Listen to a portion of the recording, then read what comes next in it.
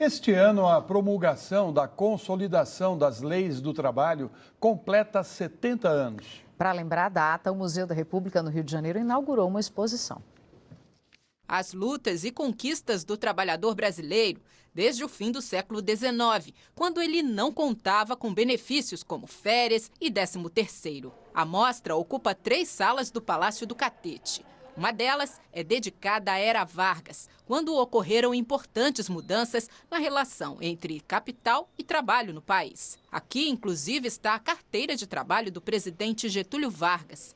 E olha só, muita gente ganhava a vida operando um telefone de disco e uma máquina de escrever. Todas as pessoas sabem que tem direito a férias, tem direito a salário, tem direito a hora extra. E a pessoa refletiu um pouco sobre esse processo, como se chegou a isso nos dias de hoje.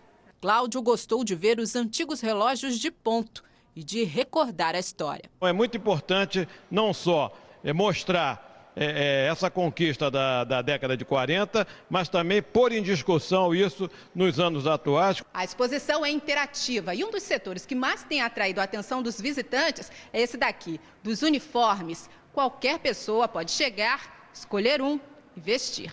Tainá simpatizou com o do vigilante. Ela tem 18 anos e entendeu a brincadeira. O boné também combina, dá um estilo assim muito legal. E o abotoamento dele, os bolsinhos, dá para guardar até o celular aqui, não precisa ficar guardando no bolso de trás e pode perder assim. Então eu achei ele muito interessante. A proclamação da República do Brasil foi há exatos 124 anos. O imperador Dom Pedro II foi destituído do poder, o que significou o fim da monarquia. E você sabe como isso aconteceu? O Repórter Brasil explica.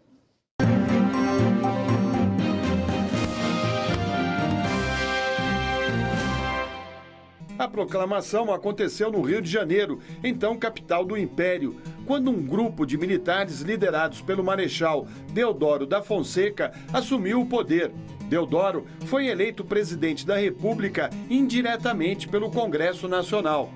Vários fatores fizeram com que o Império perdesse o prestígio. Uma das razões foi que os fazendeiros, após a abolição da escravatura, um ano antes, deixaram de apoiar o imperador. Eles não haviam recebido indenização pelos escravos libertados. Já os progressistas defendiam que a escravidão já havia durado muito tempo. Além disso, alguns anos antes, durante a Guerra do Paraguai, o contato de militares e civis brasileiros com a realidade do país vizinho fez com que começassem a refletir sobre os regimes políticos e sobre os problemas sociais. Os altos índices de analfabetismo e miséria não ajudavam no desenvolvimento do Brasil, o único país do continente que ainda não havia se tornado republicano. Nesse contexto, a proposta republicana significava progresso.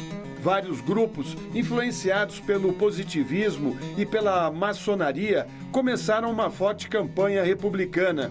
Deodoro da Fonseca, apesar de monarquista, concordou em liderar o movimento de tropas do Exército que proclamou a República. E vamos a São Paulo com a repórter Priscila de Paula para discutir a importância da proclamação da República. Boa noite a todos. Nós recebemos aqui no estúdio a professora de História Contemporânea da USP, Maria Aparecida Aquino. Professora, obrigada por aceitar o nosso convite. É um prazer estar com vocês. Bom, a gente viu a reportagem sobre a história da proclamação da República. Mas a proclamação em si carrega um ideal. Que ideal é esse? Bom, na realidade é o ideal republicano, que é um ideal extremamente importante que acompanha, ao contrário do que a gente possa imaginar, a história do Brasil há muito tempo. Então, só para a gente pensar um pouquinho em termos do significado do ideal republicano. Então, a ideia de república, ela tem um sentido que vem dos antigos romanos. Então, a primeira experiência no Ocidente de república é de Roma. E a palavra república, que é uma palavra de origem latina, ela já tem um sentido que diz tudo do sentido do ideal republicano. Rex publicae. Público, aquilo que é do povo, e rex, uma coisa, algo que. Então, o que pertence ao povo. Consequentemente, quando a gente pensa num ideal republicano, estamos pensando num regime que efetivamente seja um regime que contenha uma intensa participação popular. Mas a proclamação em si teve pouca participação popular. Sim. O proclamador, Marechal Deodoro, era um representante das forças militares. Isso compromete esse início da República no Brasil? Eu acho que compromete, sim, indubitavelmente compromete, porque na realidade o que é que você vai ter? Você vai ter que a população que desejava a República, esse ideal está presente, você encontra, por exemplo, entre os participantes da Inconfidência Mineira em 1789, 100 anos antes da proclamação da República, você já encontra a presença do ideal republicano, que é uma coisa que acompanha o povo, mas na hora em que ele se efetiva como se fosse algo que alguns historiadores consideram um golpe, sem presença do povo. Então, a ausência da presença do povo e nos primeiros momentos da República, você ter uma República que era chamada de República da Espada, essencialmente militar, isso compromete efetivamente esse nosso início em algo tão belo que é o ideal republicano. E como foi depois desse início, esse primeiro período? Como tem sido a República no Brasil? Olha, a República Brasileira, ela é, digamos assim, em termos de seguir o ideal, ela é muito jovem. Porque se você for pensar os primeiros tempos de República, e não são poucos tempos, não, nós temos aí um espaço de 41 anos aproximadamente, de 1889 a 1930, você tem uma participação popular muito pequena. Existe voto, sim, mas o voto é censitário, ou seja, limita-se o direito de voto às pessoas que têm posses, que possuem bens. Então, isso é extremamente grave. A maior parte da população não tem direito à participação. Depois nós temos a chamada Revolução de 30, que é discutível, e a partir daí você entra num regime ditatorial, que dura 15 longos anos, que é o período de Vargas. O primeiro momento. Exatamente, o primeiro momento ditatorial do Brasil. E a partir daí é que nós vamos conhecer efetivamente, em 1945, quando Vargas deixa o poder, nós vamos começar a conhecer o gostinho de democracia. Então, nós temos aí um período de 19 anos, 1945 a 1964, em que efetivamente se tentou construir a República, mas esta também foi interrompida. Foi um golpe militar que tirou, no caso, João Goulart do poder. Exatamente. Então, é bom que se diga, né? O presidente João Goulart é um presidente legitimamente eleito. Porque, ao contrário do que a gente tem hoje não se vota em vice, você já vota na chapa. Naquela época se votava para presidente e para vice. E o que é que você vai ter no momento que se elege João Goulart?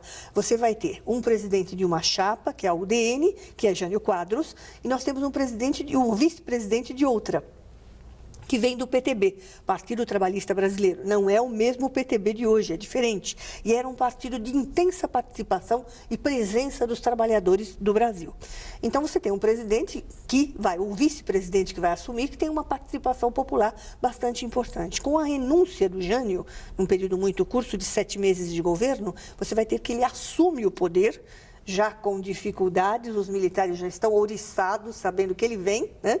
Então já não querem a presença, e ele vem com uma plataforma bastante social, com um desejo social muito grande, e no momento que ele está iniciando, ele contraria alguns interesses, que são esses interesses que estão envolvidos no golpe de Estado de 1964. Mais um momento que compromete a República Brasileira? Profundamente. Um momento de ausência de participação popular, um momento de restrição partidária extremamente violenta, um momento de perseguição a todas as pessoas que ousassem ter diferenças, ideias políticas, ações políticas diferenciadas.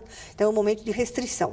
E as pessoas que entendem de legislação dizem que talvez o ato mais violento em termos de legislação foi cometido nesse momento, que é o famoso ato institucional número 5, que cancelou todas as chamadas liberdades democráticas da população brasileira.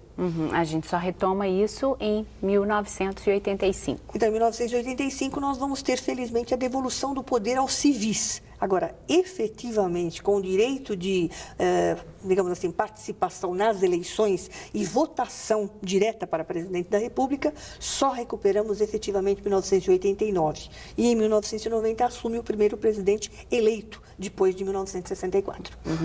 Com relação ao nome da República Brasileira, República Federativa do Brasil, sim, em que os estados têm autonomias. Mas isso funciona?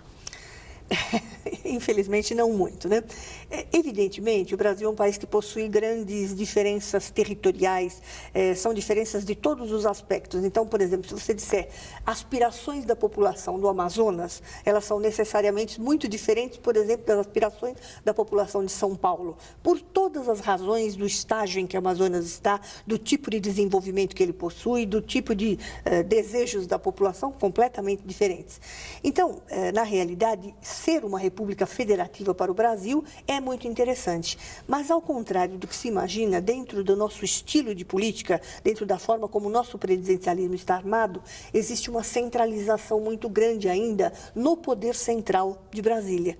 Isto quer dizer que a autonomia dos estados é uma autonomia que nem sempre é absolutamente respeitada. Então, nós somos uma república federativa, mas com pouca liberdade para efetivamente a federação. Infelizmente, o nosso tempo está acabando, mas eu gostaria de perguntar para a senhora. Essa semana a gente acompanhou a exumação do corpo do ex-presidente João Goulart. Muitas pessoas, até o governo, historiadores, dizem que é um momento muito importante, histórico. Qual a importância disso para a nossa história de fato? Olha, em primeiro lugar, o compromisso com a verdade, né? Então, se você restaurar a verdade, você descobrir que efetivamente este ex-presidente, após 12 anos do exílio, ele é assassinado e amando muito provavelmente do comando central do Brasil, então significa que o que é que esse homem representava, né? Então, que grande perigo os militares encaravam numa pessoa que já não tinha mais liberdade de ação, não podia voltar em hipótese alguma para o Brasil e que representava um medo tão grande. Então, restaurar a verdade a esse respeito é extremamente importante para o Brasil. Quanto mais a sociedade brasileira tiver conhecimento efetivo dos fatos, maior possibilidade ela tem de lutar e conquistar os seus direitos. Uma última pergunta, para terminar. O que precisa ser feito para reforçar a República no Brasil? Precisa ser feito o que a gente vem fazendo, né? Então, nós estamos num momento muito feliz da República Brasileira em que a gente acompanhou a população nas ruas, pedindo seus direitos, em diferentes estados do Brasil, como se fosse algo quase que espontâneo. Então, parece que as pessoas gostaram da rua, isso é extremamente importante, e mostraram que vieram para ficar. Ou seja, não vão calar quando sentirem os seus direitos atingidos. Então, nós precisamos fazer mais do que nós temos feito ultimamente. Professora Maria Aparecida Aquino, muito obrigada pela entrevista da senhora. Eu que agradeço a gentileza do convite. Um ano depois do lançamento, o game Candy Crush é jogado mais de 700 milhões de vezes por dia em todo o mundo. E a gente quer saber o que não pode faltar no seu celular. Aplicativo de conta bancária, alguns jogos para me distrair um pouco dentro do ônibus, né? E agenda telefônica, fotos, tirar foto e tal. Isso não pode faltar. A câmera, né? Porque eu sou viciado em fotografia, eu gosto de postar na rede social, né, as fotografias e as novidades que eu vejo pela rua. Renato Mesquita, de Cataguases, Minas Gerais, respondeu: no meu celular não pode faltar bons aplicativos para uso diário e uma internet de qualidade. Siga twitter.com/Repórter Brasil. Daqui a pouco vamos mostrar a Festa Literária Internacional de Pernambuco, a Fliporto. E ainda, o Rio de Janeiro comemora o dia da única religião reconhecida como genuinamente brasileira. Os detalhes em 2 minutos.